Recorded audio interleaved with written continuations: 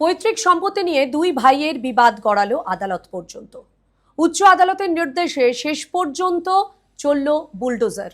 রাজধানীর মঠ চৌমোহনী এলাকায় বড় ভাইয়ের বাড়ির অবৈধ অংশ ভেঙে গুড়িয়ে দিল আগরতলা পুর নিগম।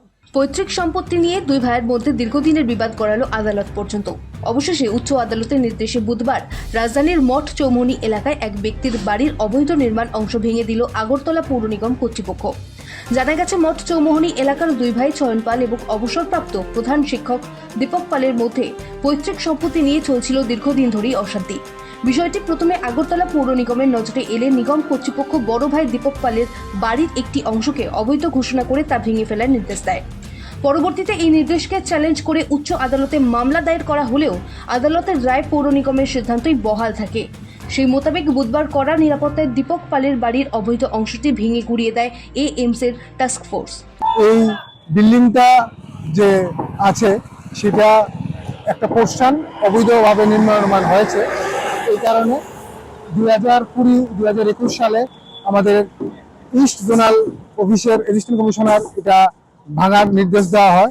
এরপরে আমাদের মিউনিসিপ্যাল অ্যাপিলেট অথরিটি 2023 সালে এই বিল্ডিংটাকে ভাঙার জন্য নির্দেশ দেওয়া হয় এবং সেই সঙ্গে আমাদের মিউনিসিপ্যাল অথরিটি যে আছেন ওনারা এটা বিল্ডিং ভাঙার জন্য নির্দেশ দেওয়া হয়। আমরাও বেশ কয়েকবার রিমাইন্ডার দিই এবং শেষমেশ অর্ডার মূল্যে আমরা এসেছি এবং অনারেবল হাইকোর্টও এই নির্দেশিকাকে ওনারা সমর্থন জানিয়েছেন।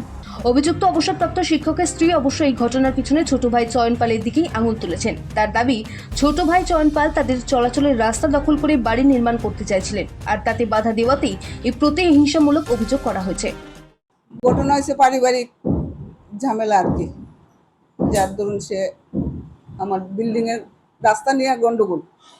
সে জায়গা কিনছে, তার জায়গাতে জায়গা কম দিকে আমার রাস্তাটা দখল করে বিল্ডিং করতে চায়। আমরা বাধা দিছি, তো বিল্ডিং বাধা দেওয়া ওই এটার না পারনে ওই বিল্ডিং এ কমপ্লেন করছে। দীর্ঘদিনের এই পারিবারিক বিবাদ আলোচনার মাধ্যমে মীমাংসা করার চেষ্টা হলেও কোনো সমাধান সূত্র মেলেনি। নিগমের এই বুলডোজার অভিযানের ফলে তাদের প্রায় 30 লক্ষ টাকার আর্থিক ক্ষয়ক্ষতি হয়েছে বলে দাবি করেছেন দীপক পালের স্ত্রী।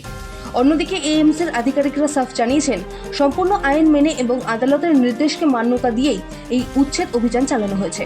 ত্রিপুরা থেকে দেবাশিস বোসের রিপোর্ট, সিএন ত্রিপুরা।